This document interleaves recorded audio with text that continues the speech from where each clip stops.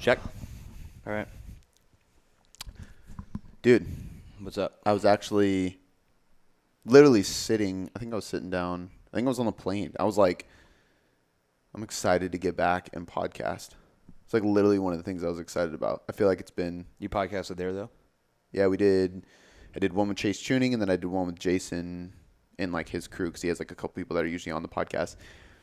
But I was just like, man, like it's crazy because I remember wanting to travel so much and I love going to events and all that shit. And Shannon said something on the way back. She was like, oh, back to reality. And I was like, honestly, I'm not mad about it. Yeah. Like, reality is pretty fucking dope. Like, Yeah. I was excited to get back. I had all these ideas for, like, we got to do this for podcasting, like, filming videos. And, like, I feel like we talked about a bunch of things with videos, and then I left.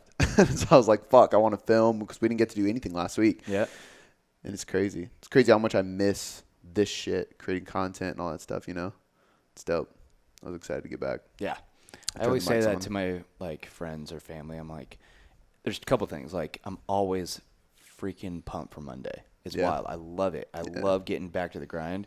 And I just, like, I love going to work. Yeah. I love going to work. And I always say that to people. They're like, I understand, but that's a little much, man. Like, no, it's not. No. I do. I love it. It's I love learning more. it's a rare. It is. I don't think it's much. It's rare, and that's the difference. Is like a lot of people don't get it because Yeah. you're not excited to go to a job that you Yeah. hate. You know what I mean? Yeah. Or that you even like mediocrely. Yeah, like. exactly. Yeah. Some people are really good at it and like it, but they're like not a jack to go. Yeah. I don't know. Yeah. That's where the fine line is. Like, 100%. Yeah.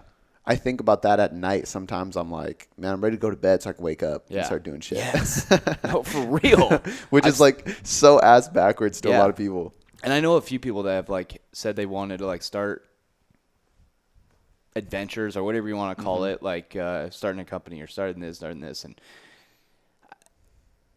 it's a whole different kind of fire. Yeah. You have to have, or I don't know. Yeah. And I enjoy it talking to you about it because I think that it's weird. Like you're in this position where, I mean, technically I own this business, but I still look at you as an entrepreneur. I know. You know what I mean? Yeah, because yeah. you're determining your own Destiny. Yeah, Sure. and your own schedule and your own work, and there's still possibilities to do Yeah. other things outside of this in what you're doing, and you have to take a big risk to do what you do, which is like the most common trait inside of entrepreneurs is like that hustle and stuff. Yeah. So I love talking to you about it, man, because I think it's rare, but it's exciting, dude. Yeah. And it's cool to like hear you say that you're jacked for Monday, because not that many people. Oh, I love it. Everybody's so excited for the weekend. Yeah. Which the weekend's cool, Weekend's cool. Yeah, for sure. and you stay busy as fuck on Yeah. the weekends. Yeah, but I enjoy my week just as much as I enjoy my weekend. Yeah, 100%. In a different way, but Yeah. almost more. I think that's one of the biggest takeaways for me this weekend too. Like Because I know that whatever I do during that week is going to make my weekend even better. yeah, 100%. And it's like every Monday is a new opportunity to do more shit Oh or my to do God, new shit yeah. or do better than you did last time. Especially in like what we do. We do the same thing week after week after week. So every week we're like, how can we do it better? Yeah. How can the next video be better? How can the next podcast be better? How can the next, for me, client, result, everything be better? So like this weekend at the Impact Collective, there was like a few things that like really stood out. And it was actually really cool because like, especially day one. So day two, my talk was all tactical. It was like, what does your schedule look like? How is your time blocking? How are you outsourcing content? How are you scheduling content? What is like if you dissect your message inside of content, how do you do that? So it was like very like applicable of like do this strategy. Day one was like our philosophy, why we do what we do, what our mindset is, so on and so forth. And then how we do it. Exactly. And that's why it like pieced together perfectly day 1 and 2. But everybody on day 1 like was way more focused on self-belief and basically not giving a shit what anybody else says. Like everybody went up there and was like, you have to believe in yourself.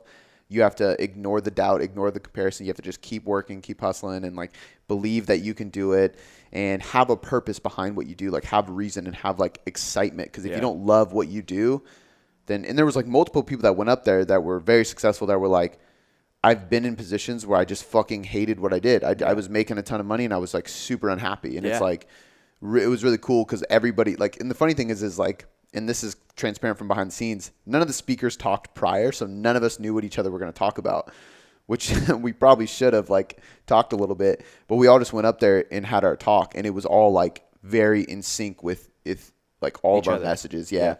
But it was cool, man, because like one of the biggest takeaways for me was like that, and then connection. Like the reason those events are powerful is because it's a bunch of like-minded people together. But one of the messages, like every person that went up there was like, when we go back home, we have a positive environment to do what we're doing. Yeah. And if your environment isn't supporting what you're doing, it's like that cheesy saying, like, you are the 5 people that you surround yourself with. Absolutely. But it's so fucking true. Yeah.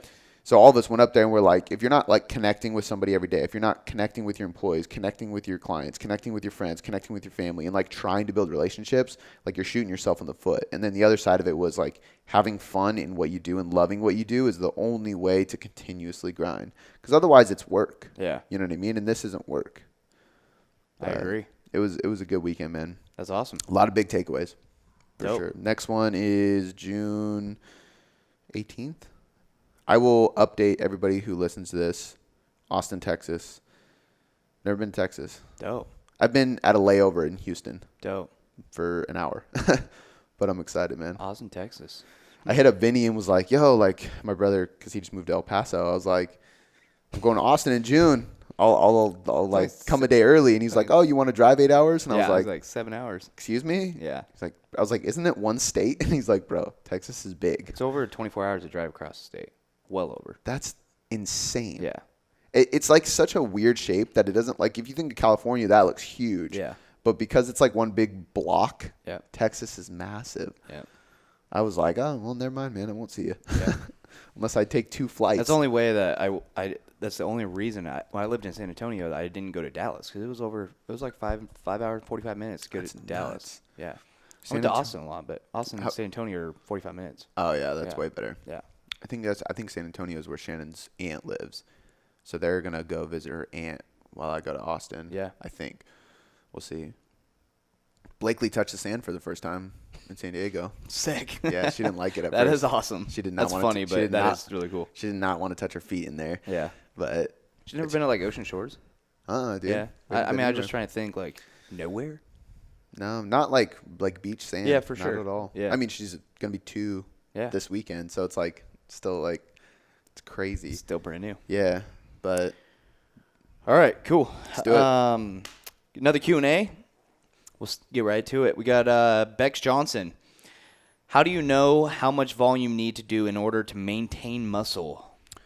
so volume is. We'll link this in the show notes, but there's the Renaissance Periodization. Mike Israel wrote the volume landmarks, and there's like a blog that like breaks down your volume landmarks.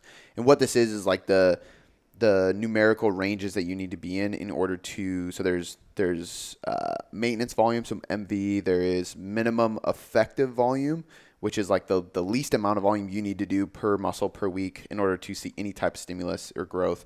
There is maximum adaptive volume, which is basically where you want to stay most of the time. This is where you get a lot of work, and it's a lot of productive work, but it's not too much. And then there's max recoverable volume, which is where you want to like tiptoe into every once in a while because you can only handle it for so long because it's so high, but you do want to have that super compensation, that overstimulus, overreaching period sometimes. So first and foremost, read those landmarks because it gives you exact numbers. But typical volume recommendations is anywhere between 10 to 20 sets per week per muscle group if we want to build muscle. And that's not like, 20 is going to necessarily build way more than 15. It's a long process. So it's kind of one of those things where you keep some body parts towards, like, for example, like my lats can handle 25 sets per week. It's a big muscle group. I've done a lot of volume on my lats over time, and they can just handle more. My triceps cannot handle 25 sets. They will get destroyed, partially because they're a secondary muscle, so they're working inside of all pressing movements as well. But they're also just a small muscle group, right? It's your arm. It's a tiny muscle on your arm. So it really depends. Abs are the same way. I think like a volume like 3 to 6 sets per week is like normal range, because when you're doing a barbell squat or a front squat or like those landmine push presses that you were doing, like all those things, or even the dumbbell single arm press, all those require a ton of core because you're doing anti-rotation, stability, all these different things. So you don't need to hammer the abs as much as people think. So it really, really depends on what muscle group we're talking about. But usually everything is kind of in that range of 10 to 20. And I would say like secondary muscle groups like your biceps, triceps, forearms, calves, and abs are like 5 to 10. And basically whatever it takes for your maximum adaptive volume, so the amount of volume you need to grow, about 50% of that is maintenance volume. Gotcha. So way less. Yeah. So that's what's cool about like training realistically. You can do half as much volume as you need to grow in order to maintain. So it makes it really easy to maintain muscle. The hard part is growing and getting muscle and building muscle. But if you chase your physique and you achieve that, you can tone it down every once in a while and like take periods of times where you have lower volumes. You can still maintain all your muscle just fine. You're not going to get bigger, but you can maintain that muscle. And actually that's another really smart way to enhance those periods of times where you do higher volumes, because there's some research that shows if we go into a low volume phase where we're just trying to maintain muscle, that lower volume essentially like desensitizes your body to those higher volumes. Yep. So if you go from going 20 sets per muscle group per week all the way down to like 8, maybe 6 per week, and you're doing like strength, low rep, low volume stuff for a solid 3 to 6 weeks, and then you come back to the 15 to 20 sets per muscle group per week at like the 8 to 20 rep range, you're really sensitive to those hypertrophy rep ranges, those higher rep ranges, the high volumes, and your body responds really well. Yeah. Which is why in like periodizing this, like 12 to 16 weeks of higher volumes followed by like a 3 to 6 week period of lower volumes, and just rinse and repeat. Like it's a really good way to periodize this. But yeah, I mean, I can't tell you exactly how many sets per muscle group per week you need in order to maintain, but just know that if 10 to 20 is typically your amount needed to grow, it's probably about half that. For sure. And it's pretty easy to tell with like just track your, if you're doing, for example, like the 100-pound dumbbells, like that's like a benchmark for me. Like I know exactly how many reps I can get with those. It's not a ton. It's usually like I can get like 8, and then it's like 6, and then like 5. Like it depends on how many sets I'm doing. But if that rep count per 3-set average is dropping significantly, I know I'm not maintaining as much muscle as I could. So trying to have some kind of gauge in that 5 to 10 rep range of strength, and then instead of like a 1 rep max, and then gauging how long you can sustain that. So if you can maintain your volume or your reps on a 3-set average of a dumbbell bench press, a squat, or something like that in like the 5 to 10 rep range, it's a good way of knowing you're maintaining muscle mass. Obviously, you can look in the mirror too. But, For sure. But yeah. But yeah. Volume is a tricky one. There's actually a really, really good I'm writing a blog right now called The Hypertrophy Guide, which just dives into a bunch of stuff, and it dives into volume. And one of the sources I use is Weightology. James Krieger wrote the Volume Bible, is what he called it, and it's just like it's so big. I'm surprised that word's not like trademarked. Like you cannot use it anywhere. I know. I mean, who would trademark it though? Jesus Christ himself? The Catholic Church? Touche. Yeah, something like that. I don't know. But yeah, it's a really good blog. Like, so I'll recommend that if you want to get into like how much, because like for example, 10 to 20 sets per muscle group per week is optimal for growth. But if you go over 10 to 12 sets in a single session, you actually have diminishing results, which because so there's like a balance between muscle protein synthesis and muscle protein breakdown. So that ratio, that balance of protein equals growth if it's in the right favorable spot. But if breakdown overseeds synthesis, you're losing muscle. You're breaking down too much. So if we look at that, it's like, okay, well, I need 20 sets per week. I'm going to do 10 and 10, but maybe you can only handle 8 per session. You're actually doing harm by doing more volume. Some people could do 6 sets of bench press and 6 sets of flies, and it won't take them that much time, but that's 12 sets in a single session just on your chest. And that's actually going to be worse than doing 8 sets.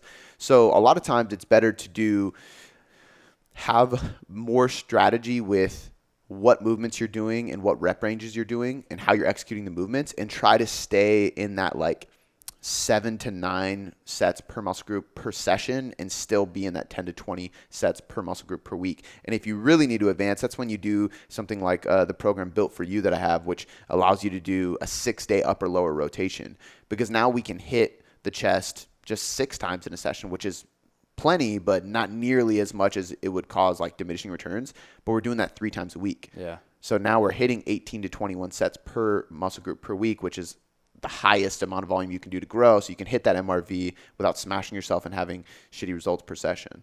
That makes sense? Yeah. Is that point, that space between synthesis and breakdown, is that really a fine line? Yeah. Because, I mean, if you think about it, like studies say, like, once you go, they said, I want to say the research showed above 10, some research shows 12 sets per muscle group per session. That's when you start seeing diminishing returns. Gotcha. So they said 8 was like the most optimal range, but it depends on the person. Yeah. You know, for some people that might be 9, some people might be 10. Was your first set of bench press like 60% of the effort that you need in order to stimulate fatigue on the muscle?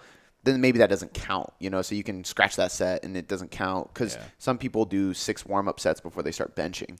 Do all those count? Like, so it's really hard. So it is a fine line, but that's why, like, I see people that do like an upper body day or a push day, and it's like bench press, decline press, incline press, then they do an incline, decline, and flat fly, and then they're doing some like extra push-ups. They're trying to hit the muscle from like every angle.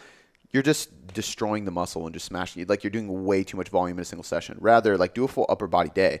Do some, like, a couple chest exercises, a couple shoulder exercises, a couple back exercises, you're done. Or on a push day, 2 chest, 2 shoulder, 2 tricep, done.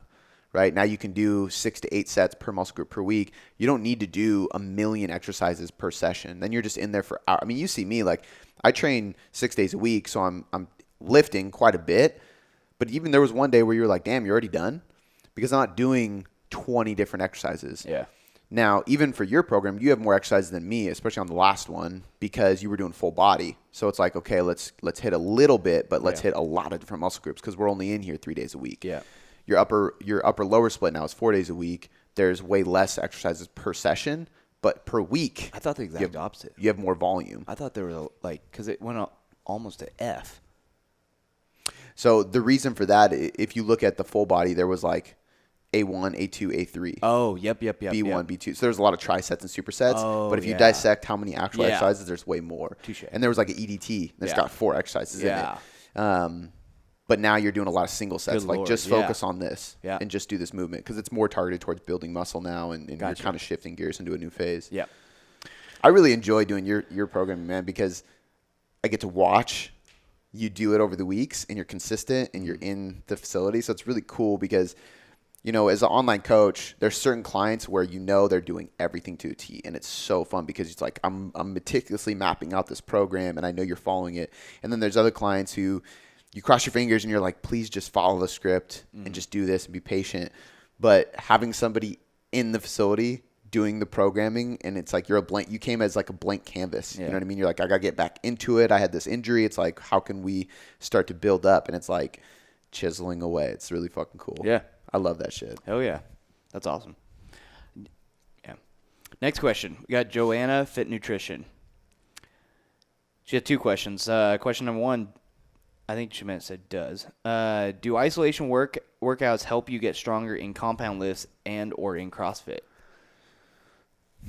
I would say yes. I think one of the biggest reason, so compound lifting, of course. I mean, I think that's an obvious one. If you're doing a squat and you have an imbalance from right to left, you have to do like unilateral isolation work to the side or to both sides in order to bring up your lagging side, right? So if you have an imbalance where your right glute fires a little bit easier than the left glute and you sit into one side of the hip, you got to do single leg isolation work to get that left glute firing better and bring that imbalance up. Same thing applies with like even just like balance and stability. If you have what's called valgus knee, I was helping. She doesn't have it, but I was helping Josephine when she was squatting that one day. I put a band around her knees because her knees were caving in. So valgus knee is when people chronically point their knees in while they're squatting. A lot of people just have underactive glutes. So if you just cue their feet out a little bit and just tell them to rip out, they'll do it and they don't have an issue. But that is another example. Like you have to work on isolation work. Just squatting more is not going to fix it. You have to do additional things to your squat, or you have to do variations of the squat or change your technique in order to improve that imbalance. So I think for compound lifts, it's obvious. Or even another good example is like a bench press. If you're stuck on the lockout, like I lower, I'm totally fine. I get halfway up, I'm totally fine. And then I just hit this point where I'm like, oh shit, I can't lock out that final part of the deadlift or the bench press. It's most likely my triceps. That's why doing like board presses where you put boards on your chest and you're doing partial range of motion, or dips or tricep extensions to build your triceps, it helps you extend your elbow at the top and lock out that bench press. But those are all isolation work, right? Same thing if you're doing if you're at the bottom, it's going to be a different technique to increase the bottom range of motion. I've always done so much arm training that like the lockout is never my weak point on a bench press. It's always the bottom range of motion. So I would have a different technique to work on that. But point being, for compound lifts, it's very obvious. I think that like isolation and accessory work helps quite a bit. That's why power lifters do them. They don't just squat, bench, deadlift all the time. They do extensions, curls, rows, dips, all these kind of things. For CrossFit, I think there's a ton of accessory work inside of CrossFit because, I mean, you're doing gymnastic movements, you're doing walking lunges, you're doing cleans, you're doing chin-ups, you're doing a bunch of things that aren't just the squat, bench, deadlift, or push jerk and like those Olympic lifts. So I think the accessory part is right. I think isolation work, I think, can come into handy depending on the CrossFitter and what their goals are. If they want to improve aesthetically, obviously, because there's a lot of muscles that you just don't put enough volume towards inside of CrossFit because it's a performance-based sport, which is why most people, if you're targeting CrossFit, you don't really need to try to look better. You just need to perform better. Yeah. However, I think that if you look at CrossFit as a whole, like the one thing I can say is there's just not enough horizontal pulling or rowing inside of CrossFit besides like the rower, which you're using a lot of leg drive. It's more metabolic. If you look at it, there's no bent rows. There's no one-arm dumbbell rows. There's no inverted rows. The only time people are doing inverted rows is if they can't do a rope climb or a ring chin up, and then they'll regress it down for that individual. But if you look at CrossFit WODs and CrossFit competitions, there's never, in fact, in Wadapalooza, they did a dumbbell bench press, which I was like shocked in, but it's very rarely in the horizontal pushing and pulling range. It's almost always you're pressing a kettlebell overhead, you're pushing a barbell overhead, you're pulling yourself overhead, you're rope climbing from overhead, you're doing cleans, so you're pulling the bar vertically, you're deadlifting vertically, squat vertically. So like your movement pattern is almost solely in the vertical plane. Gotcha. Inside of CrossFit. So I've had a lot of CrossFitters that I've helped build muscle more proportionally, which has helped cure like just joint pain, imbalances, so on and so forth, by just adding a ton of band pull parts, face pulls, inverted rows, one-arm dumbbell rows, a little bit of bench pressing and stuff. And that just is like a game changer for them. But I think that's it, because inside of CrossFit, you don't need to do calf raises. You don't need to do side delt raises or tricep extensions, because those things are just going to fatigue the muscle and it's going to harm your performance. And if performance is your goal, you don't want to do those things. Yeah. So I would maybe add lunges in there too, just because there's not that much unilateral work besides sometimes doing step ups and stuff. But yeah. So they got a second question too. Is it possible to get leaner at maintenance calories? If so, how? Yes, sometimes. I think it depends on the person. Yeah. The more new you are to this whole Stuffer. training, nutrition, it's tougher. It's definitely more tough. But if you're new to this stuff, absolutely. I usually start people at maintenance almost always, honestly, because one of two things happens. Either A, they're still new to the idea of like a very dialed in approach. So they may have tried different diets, they may have been training, but they've never like locked into like a really sound periodized macronutrient based diet. So I'm not going to start them at a deficit to try to lose weight, because I can probably get them there at maintenance just because we're cleaning things up and we're changing the portion sizes. For example, maintenance calories might be at 2,000 calories for easy math. And you come to me, you're at maintenance, but your protein is half of what it should be. Well, I'm going to increase protein and I'm going to drop carbs or fat and keep your calories the same. You're still at maintenance calories, but the distribution of those calories is completely different and you're going to see way more fat loss. So in that scenario, you can absolutely lose weight at maintenance. Another scenario would be if you're just brand new to training. I'm going to put you at maintenance and we're just going to train hard. Your energy expenditure goes up. You're building more muscle. Those things are going to lead to fat loss. You don't need to diet, right? You don't need to put yourself in a deficit. Another situation is if your biofeedback's horrible. Somebody comes to me, they're sleeping shitty, their stress is bad, their digestion is bad, they're not getting any vegetables. I'm like, let's clean up the diet, let's manage your stress, get some sleep, keep you at maintenance. Your body's going to function better. You're going to burn more calories on average. Your metabolism is going to be healthier. Your thyroid's going to be healthier. You're going to get more sleep, so your stress levels are going to go down. You're just going to lose fat from those things, and you're not in a deficit, right? So that's another big one. Another thing I would say is that a maintenance is like a floating number. So people say like, oh, my maintenance calories are 2,000. Well, they're probably like 1,900 to 2,100. Like it's probably this range, give or take 100 calories. Because, like every day, like I track my steps. And even if so I have a reminder that goes off 3 times a day, one in the morning, one in the middle of the day, and then one at night, like to go on a 10-minute walk. And I'll just do a 10-minute walk. Even if I do those 3, no matter what, my step count's different every day. Like usually by like 1,000. And it's just from me like pacing in here, doing random shit. That affects how many calories I burn per day. That affects my metabolic rate. That affects essentially my maintenance calories, right? So the more you sleep, typically the more calories you burn. Your energy expenditure increases when you have 8 or 9 hours versus 6 or 7 hours. So if I sleep 30 minutes to an hour less one day versus the next day, that changes my maintenance calories. Yeah. Yesterday I did back. Today I'm doing legs. So I'm on a push-pull legs split right now. I just started this week.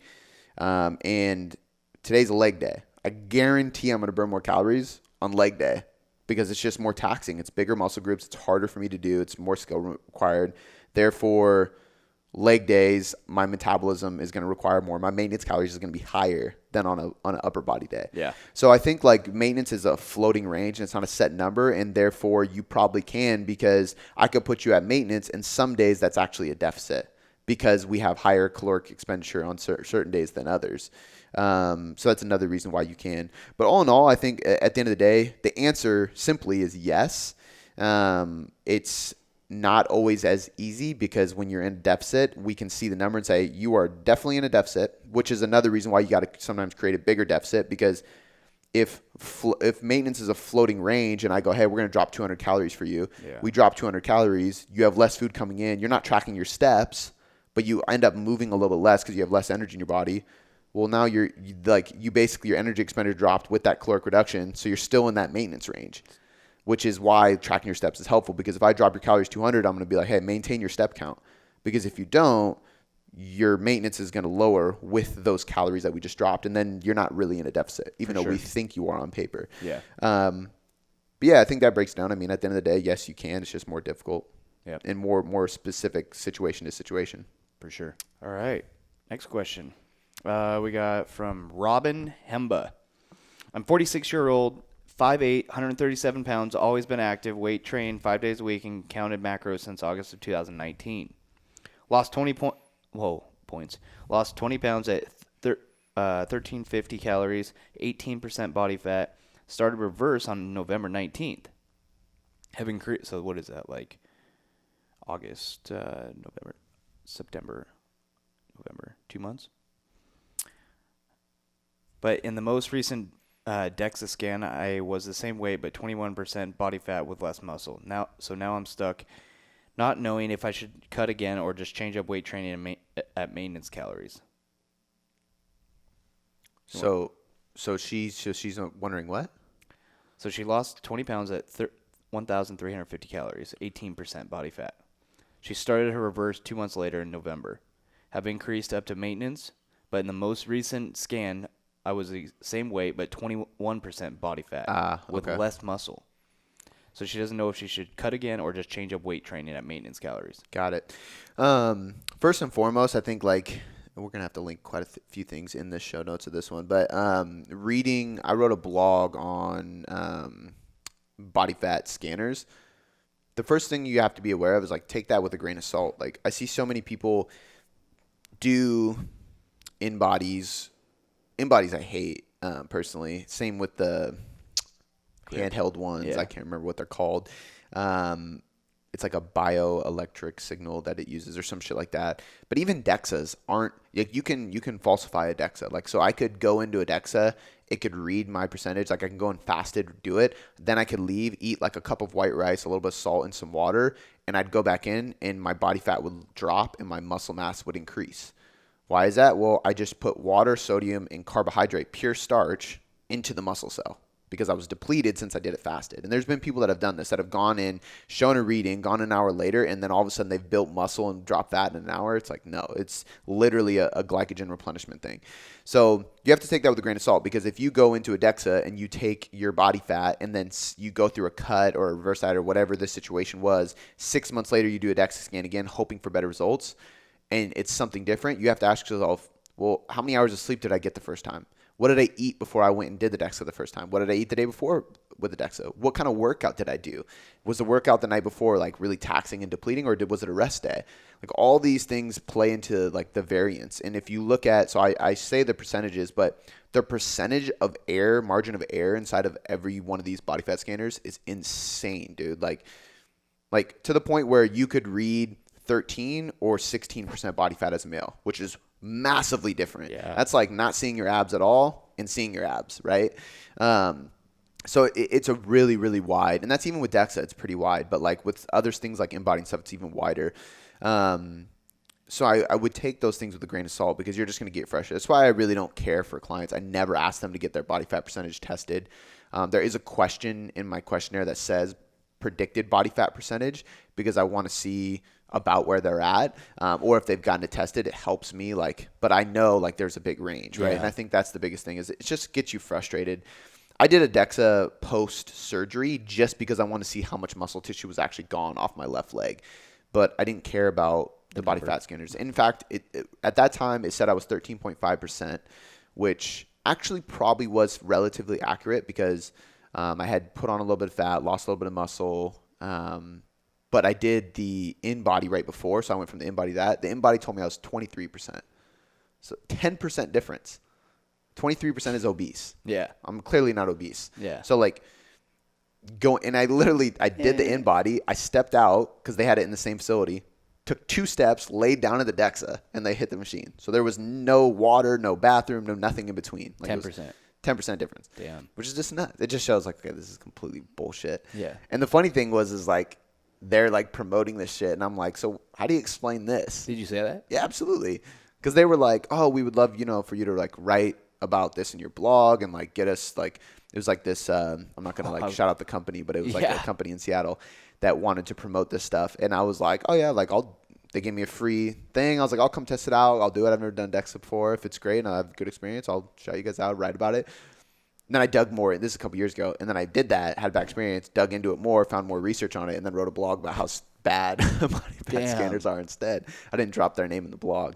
But point being, like, I think that you got to take those things with a grain of salt, and that really shouldn't determine your path inside of this. Now, her actual question was, should she do a cut, or let's see here. Now I'm stuck not knowing if I should cut again or just change up weight training at maintenance calories. So it's hard for me to say without seeing your physique. So a lot of times these questions, in theory, I could say blank, but like until I see your physique, I don't know. Because you could show me the first DEXA, the second DEXA, and a picture of you then and now, and you might look leaner right now or the same. And in that sense, I'm going to say, hey, just change up training, stay at maintenance. There's no reason to cut again.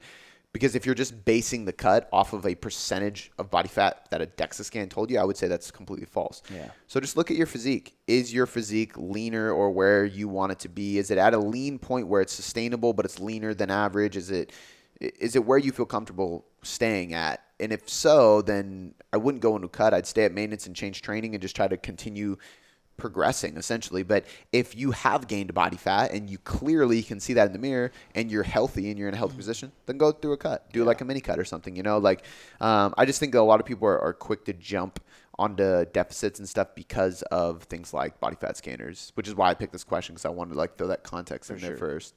Can construe your opinion about it too. 100%. Yeah. It just, and that's the shitty thing about the scale too, is like, this is the hardest part about me gaining weight. Like I've talked about this multiple times, is like you see the weight go up on the scale and you're like, is that good? Is it bad? Like I know I'm supposed to gain weight right now, but it's hard to like comprehend that. Yeah. Even as a guy, like the only time that's ever like, and it's funny because I know guys who were like super skinny, and if they don't see the scale going up, they get that feeling. Like it's like the complete opposite. Yeah. Right. But it's just a number. It's fucked. Good question, Joanna. Mm-hmm. Oh, I mean Robin. That was the last question. Both of them. Yeah, for sure. All right, so we got a couple more here. Next one is from Lost and Lifting. This is a good question. All right, you My already boy- you already know it. Chaz or Chas? Yeah. We talked about this. Yeah.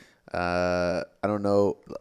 DM me, man. Let me know how to pronounce it, because there's one thing I hate more than anything. It's butchering people's name. It, like, embarrasses me when I say somebody's name and I butcher it, or like I introduce myself and I say their name incorrectly, and it's like Just say what's up, Lost and Lifting. Lost in Lifting. There you go. That's how I know. Hey, Cody, I've got a quick one I think would help some of your listeners as well as reassure me I'm doing the right thing with a current 40-year-old female client I'm working with. In the last 24 weeks, she has gone from 235 down to 205 with some definite recomp, added lean tissue. Well done. Progress has been steady with a 4 to 5 day refeed each month. Stress is at bay. Sleep is quality. Energy is okay. Hunger is moderate. The hunger has not increased too much yet to where it's unbearable, but definitely increasing slowly. And strength is still increasing. Now the question, with biofeedback still positive, would you push another 12 weeks of a deficit or take an insurance policy to come back up around maintenance for a minute? I don't want to risk running into her in the ground and wanted an opinion from someone I trust. Appreciate my feedback. I think, like, in this specific situation, I'm going with taking the insurance policy. I think, like, there's two scenarios here. There's the scenario where somebody has a lot of weight to lose, like she does. I mean, she dropped 30 pounds already. Yeah. And you could potentially keep going and still see some progress for another 2 weeks, 4 weeks, maybe even 6 weeks. But then there's also the situation where that diet fatigue settles in a little bit faster because it's so individual. Especially when somebody loses a lot of weight, like, it's going to take a hit on your body. It's a lot of stress. 30 plus pounds. Yeah, so she could be the one that's like, hey, you got another 6 weeks in her, so give her like 4 weeks before a diet break. Or she could be somebody that's like has 1 week left. And it's hard for people like general population, it's hard for them to understand the awareness of diet fatigue. Whereas if I'm working with a competitor, I've literally had, so like Brandon, Brandon, he literally can tell me I start to feel diet fatigue when my fat gets below 53 grams, like to the T. But that's awareness. Like, and I know my exact number too. Like, I can push the threshold of a deficit to a specific macronutrient number. I know when my workouts start to get flat and less pumped, if I drop below a certain amount of carbs. I know when I start to feel like less sex drive and hormonal function when I drop below a certain amount of fat. It's because I've been tracking macros for fucking years. That's wild. That's awareness. So if a coach is working with me, I can tell them, like, dude, like, it's starting to get to me. I got a couple weeks in me, but a normal person would be like, I had like low sleep yesterday, but I'm good. Like, I'm motivated. I still want to lose this weight. They just want to get after it. And then the next week, you don't hear from them. The week after that, you don't hear from them again. And then they finally reach back out to you after falling off for 2 weeks, and they binged, they fell off, they stopped tracking, they didn't go to the gym. Because one of the things that tanks with diet fatigue is mental motivation to do anything. Yeah. So the gym and meal prep is the last thing they're going to do. So a lot of times in these situations, I always say, like, take a maintenance phase and just refresh. I'd rather have somebody, even if she's like, I still want to lose 20 pounds. I'd be like, that's fine. We're going to take 4 to 6 weeks at maintenance. Probably going to gain a couple pounds just in water from eating more carbohydrates. But I want to get you sleeping better, training better, see some PRs in the gym. I want you to be super motivated, and I want your metabolism, your thyroid, your leptin grow, and all these hunger hormones to be really on point. Once they are, we'll come back to the deficit, and we'll be able to be more productive with it and more likely to sustain fat loss in the process. In fact, there was actually just a study published recently and reviewed in Mass Research Review, actually by Eric Trexler, who's coaching me. Mm-hmm. And it showed that individuals are more likely to regain body fat after a diet if they lose muscle mass in the process. And one thing we know is that the longer you diet or the more aggressive you diet, the more likely you are to lose muscle mass or lean muscle tissue in the process, which is why when I do an aggressive diet with any client, we're taking way more frequent diet breaks, like every week, every other week, every 3 weeks, like pretty regularly, because you need to pull them out of that. But if you're dieting for, he said, 24 weeks? 20 weeks? Yeah. It was like a long time, which makes sense. 30 pounds is a lot of weight. 12 weeks. 12 weeks. Okay, so not as long. But the point being is, as you're dieting. Oh, no. In the last 24 weeks, she's gone down to 235. Okay, there we go. Yeah, so 24 weeks is 6 months. It's a long time. And so during that time, what's going to happen is lean tissue is going to drop off. So that's tissue on your muscle, it's tissue on your bone, it's ligament, it's water, it's carbohydrates, everything that's not fat tissue. Mm-hmm. But the more of that you lose in the process, which happens from long-term dieting and aggressive dieting and like less frequent diet breaks and maintenance phases, the more you lose of that, the more likely you are to regain body fat after the diet. And it's even more prevalent in men than women, which I'd probably theorize that that's because women have more essential fatty acids stored on their body than men. I mean, breast tissue and stuff like that. Yeah. So they have more essential fats on their body to sustain, period. Men don't. So when we all lose weight, we lose more body fat than they do, even if we both get to a relatively equal leanness, because women still are going to have that mandatory body fat on their body. Point being is like if you don't take this diet phase, you're more likely to lose more lean tissue, and that's going to cause more regain. So one reason to go into a maintenance phase right now as an insurance policy is to make sure that when you are done with the diet, you don't regain any of that weight, which none of us want to do. 24 weeks is probably as far as I would ever push a diet, to be honest with you. Like there's contest prep individuals that will go 36 weeks, which is okay because they go slow, that they maintain a lot of muscle mass, so they do really well on stage, but they also plan on gaining 20 pounds in the off season. So like this weight regain thing isn't really an issue. They're like, yeah, I'm going to get shredded, and then I'm going to purposely gain weight afterwards because that's what this sport is. Yeah. But for average individuals, it's like, let's keep it 24 weeks or less and then take more frequent maintenance phases so you can jump back in it. And if you take a maintenance phase now, it's probably not going to have to be as long. So if you waited another 6 or 8 weeks, your maintenance phase is probably going to have to be twice as long because you're twice as fatigued. But if you take it now, you could probably get away with less time. So let's say 4 to 6 weeks at maintenance. And then you can bounce back into a diet, lose the rest of the fat she wants to lose, and be more productive in that period of time of losing weight again, and more likely to sustain it. Yeah. So most of the time, I recommend taking an insurance policy, just doing a maintenance phase. That's why we have like. And if you haven't listened to the podcast, a better way to approach your nutrition, listen to it, because I talk about our phases of dieting and how we go through a priming phase to get you ready for a diet, a progressive phase to really get after it in the diet, and then a recovery phase in order to recover from the diet. And that recovery phase is this maintenance phase. So for some people, it goes prime, progress, recover, progress, recover, progress, recover, and then it's maintained. Because we have to shift in and out of progressing and recovering constantly to make sure that your body's healthy enough to continually lose and sustain fat loss. Yep. So... yeah, it's sure. a really good question. Yeah. I think it's very applicable to a lot of people. Great answer.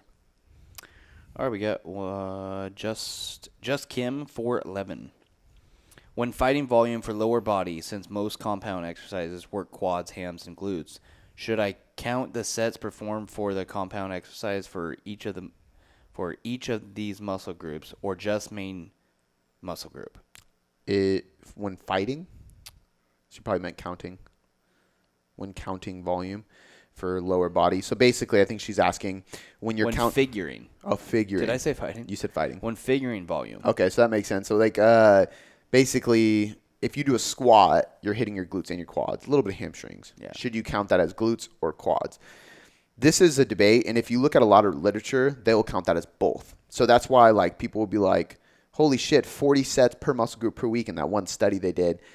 Well, yeah, but a squat counted for glutes and hamstrings. So they're not doing 40 sets on quads and 40 sets on glutes. A lot of exercises are compound lifts that work everything. A deadlift works glutes, hamstrings, right? A bench press works triceps, delts, and chest. So chest, shoulders, triceps. So now when we look at that 40 sets per muscle group per week, it becomes a little bit more realistic. And I'm almost positive that study specifically did this. But I know multiple studies have where they're doing super high volumes and people are like, that's insane. Like, how could you do that much volume? Well, it's because they're doing a lot of compound lifts that work multiple muscle groups, and they're counting the secondaries just as they are the primaries. What I typically do is err on the side of going like either counting it as a standalone or a half point. So essentially think about it like this. When I do a bench press, that is my chest. That's my prime mover in that movement. Therefore, I'm counting each set of bench press as one set per muscle group per week for my chest. Like that's one set of chest in my weekly volume, right? Yep. For my triceps and my shoulders, it's a half point. So it's a half a set for my shoulders, my anterior, so the front part of my shoulders, and then my triceps. Interesting. When I do a pull-up or a chin-up, that is primarily my lats. That counts for one set per lat per week. But it counts as a half a set for my biceps. right? So now I know I have to do less sets per week for my biceps, but it also makes sure that I don't overreach and get like elbow pain and stuff because I'm trying to hit 15 sets for biceps to grow when I already hit 5 through pulling and chin-ups and supinated grip rows and stuff like that. So you can do it that way. The other way to do it is just to isolate them, which I think is personally easiest because if you look at my squat versus somebody else's squat, it's going to be two different squats. And my squat might be super quad dominant and somebody else's might be super glute dominant because they have longer femurs. So if you're just counting a squat as a quad movement, it can be perfectly correct or perfectly incorrect depending on the person. So I think you have to individualize it to yourself, knowing where you have dominance in your physique when you're doing exercises because everybody's form is different. Yeah. But I like to do it as a 1 and a 0.5 for secondary. So like primary muscle group counts as 1, secondary muscle group counts as a half a set. Or I just isolate everything and I just plan on doing a little bit less volume. That's why that 10 to 20 marker is like a really good range because if I just count bench as chest and nothing else, I can keep everything at 10 sets per muscle group per week and grow really well. Yeah. But it's because I'm isolating the volume. But if I want to aim for like 20, it's probably more realistic that you're doing like 1 and then like half sets. Does that make sense? For sure. I think that's the best way to go about it is primaries count as 1 set per muscle group per week. Secondaries count as half a set per muscle group per week. Or you err on the side of less volume and just do 1 for everything. Gotcha. Nice. All right. This one is from Taylor Bilan, Bilan. I was wondering if you could possibly talk about the quote-unquote newbie lifter period and why it's so easy to gain muscle during this period, how long this newbie period lasts, and any tips for newbie lifters to promote max muscle gain. Yeah. I don't think there's any research on newbie gains. Like, there's nothing I can say, well, research shows, blah, blah, blah, because there's not much. I mean, and I lie. There actually is a lot of research on newbie gains, but it's not about newbie gains. They show, like, this increases muscle hypertrophy, and people are like, how do these people build this much muscle or change this much in 8 weeks? And it's like, well, it's because they're sedentary individuals that have never been in the gym, so they bring them into the study because they're a clean slate, and it's easy to see significant differences after implementing something versus if you bring an advanced bodybuilder in and you try to implement a new strategy or method for a research study, you're going to see very minimal changes because this person's already jacked and they're already squeezed out most of their natural genetic potential. And if you bring in an advanced bodybuilder and you tell them, hey, for 12 weeks, you're going to eat this way, train this way, they're going to be like, no, fuck you. Like, I'm in my routine. I'm in my plan. I'm not doing what you say. So they're hard to adhere to it. But in most cases, it's simply a novelty of stimulus. So a good way to think about this is if you are pretty like fair skin and you live in somewhere like Seattle, I'm a great example of this. Luckily I was speaking the whole time in San Diego, so I was indoors. But if I was just outside that whole time, I would have got burnt to shit because it was sunny and I'm not used to that, right? That's a novelty stimulus. I get burnt really quick. But if I lived in San Diego, I don't get burnt from the sun. I'm just tan. Yeah. Right? It's the same thing with training. When somebody's brand new to that stimulus, it's novelty, it's new, and they're going to adapt quickly. So when you're new to training, your muscles are not used to going through full ranges of motion under load and tension. They're not used to loaded stretching. They're not used to peak contractions. And because of that, you build more muscle rapidly because your body is basically forced to adapt quickly because something new is happening. Yeah, it's got to accumulate right away. Yeah. So it's just a new stress on the body. So the easiest way to explain it is just that. It's a novelty stimulus. Your body's not used to it, has to adapt, and therefore it adapts quickly because it's not used to this, and you're kind of like that fresh slate. The other side of this would be essentially that, like, because she asked how long this lasts, right? So how long this lasts is typically 1 to 2 years, but it also depends on like how frequent. Exactly. How frequent and how intelligent really the training is. Because I know for me, my newbie gains lasted like 3 years, maybe even 4, because the first year was very unintelligent training. The second year was more intelligent, but was like really geared towards just fat loss and high intensity shit. And then this third and fourth year, it was like purely intelligent programming for building muscle. and I gained a lot of muscle. And that was in my 3rd and 4th year of training. Same thing with like Theo. He gained like 40 to 45 pounds in a year, dude. And you've seen him, he's ripped. So it's not like, it wasn't fat. And the reason for that is because he was doing dumb shit previously, and then he came to Vigor, and we started training him and doing smart shit, and he just blew up. He had been training since high school, so he had years under his belt. It just was really bad and infrequent and inconsistent training. So it really just depends. But if you're brand new to the gym, you step in the gym, and it's like this is my first year of getting really serious. I think you're going to be able to milk out a year of like insane progress. Usually, you see it, especially if you're younger. I'd say below 25, you grow quickly, you build muscle quickly, your body changes very rapidly. And then year 2, it's a little bit slower, but it's still more rapid than the average individual. And then year 3 to 5, it's like a normal pace. Like you're seeing changes weekly and monthly, but it's not insane. And then after year 5, it's like snail pace. You got to like take progress pictures every 3 to 4 months to see if you're changing at all. Yeah. Which is normal, but which is funny because the better you get at this stuff, the more intelligent you get at this stuff, and the more committed you are to this stuff, the slower all your progress gets. It's like, what the fuck? I'm investing more and more, and it's like just squeezing out barely anything, which is frustrating. But It's attractive. Yeah, it's not attractive at all. But that's reality. So, but part of that too is because by the time you get to that point, your physique's pretty good already. You know what I mean? You can only squeeze out so much naturally. Yeah. You just got to juice it up at that point. Which isn't something everybody wants to do. It's not good advice, Cody. It's not my advice, people. Last question looks like we have here is from Moo Go. Hey, Cody. Recently started listening to your podcast. Really do appreciate all you do. My question is, how do you manage progressive overload / muscle building while starting a diet? Since you're in a calorie deficit, the energy to lift heavy or as much as you did at maintenance isn't there.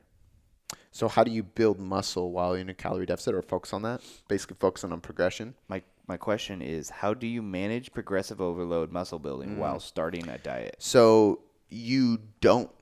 I think that's the biggest thing is like, unless you're, again, going back to the newbie, if you're a newbie and you go into a fat loss phase, you can probably still progress. And there's still some people that you'll see progressive overload, but usually not at the same amounts of volume. So if I have somebody doing 4 sets of 8 and they're in a deficit, and the next week it's 4 sets of 6, they're probably going to be able to progressively overload that because for 6 reps, they can do more weight than 8. It's a given. But if they were to do 4 sets of 8, 6 weeks in a row, I can't guarantee that they're going to continually add weight to that when they're in deficit because, like she said, you have less energy coming in, therefore you have less energy to be able to put out, and therefore your performance is going to suffer. And that's just part of dieting. So typically what I recommend is 2 things. Number 1, if you were going into a deficit or a diet and your focus is fat loss, let that be your main focus, and do not focus on strength unless you're a power lifter. I have 2 people right now that we are losing weight and progressing in the gym because they have a powerlifting meet. They have to get stronger for this meet, but we're losing weight very slowly, and we're managing volume and training very strategically so that they can progress. But for most people, even like myself included, who just are focused on aesthetics, building muscle, burning fat, when you go into a fat loss phase, just focus on fat loss and just focus on maintaining progressive or maintaining your loads, not trying to progressively overload. If you can add 5 pounds or squeeze out an extra rep and get some progressive overload during a deficit, great. You probably had great sleep, you had good fuel, whatever it may be, you had a great day. But most of the time, you're just trying to maintain what you can do. So if you go into a fat loss phase for 12 weeks, every week that you can maintain the weight on the bar, the total volume that you can hit in the gym without really struggling from a recovery standpoint, that's a huge win because you're able to maintain higher loads and volumes while losing body fat, losing weight, and dropping your calories in. And that's the key to maintaining muscle. And during a deficit, we're not trying to build muscle. We're trying to maintain muscle while losing fat. So shift your focus and just prioritize okay, if I'm doing 200 pounds on the bar for 4 sets of 8, I just want to maintain that as long as I can in this deficit. Yeah. Right. And then 8 weeks in, it might be 185. That's fine. It's down, but you're still trying your best to maintain, and the effort of maintaining. And as we said earlier, maintenance volume is a lot lower than progressive volume. So if you can just maintain your volume while you're going through diet, you're going to maintain all your muscle mass. And then the other side of this question is, do that, and then make sure you implement phases into your diet, kind of like the lost and lifting Chaz's question, where it's like you have a fat loss phase and you have a maintenance block. You have a fat loss phase and you have a maintenance block. Or you have a fat loss, maintenance, and then lean gaining or lean bulking phase. But in that maintenance and then that lean bulking phase, that's when you're really trying to progressive overload. You're really, really tracking. I mean, you saw me yesterday. I would come to my laptop and type in, go back to the lift. I'm typing in my reps done, my weight lifted, and then my RIR, my reps in reserve. Like, so like I finished this set at 200 pounds for 9 reps. I have about 3 reps in reserve, 3 reps in the tank. Like, I'm tracking these numbers so I can make sure that I'm following the amount of volume I need. Right now I'm trying to grow, so it's different, but the same thing applies like inside of a maintenance phase, inside of a lean bulk phase. That's when you're trying to progress and you're being very meticulous. Deficit phase, just focus on maintaining. I think if you do that, you're going to be better off, and you're not trying to, because a lot of people get frustrated. They're like, fuck, I'm losing strength. I'm not hitting as much weight or reps in the gym anymore. And it's like, well, you're in a deficit. Yeah. What do you expect? Your body's fucking hungry. Yeah. That's what's going to happen. But I think changing your perspective and shifting what your focus is during those phases is the key. For sure.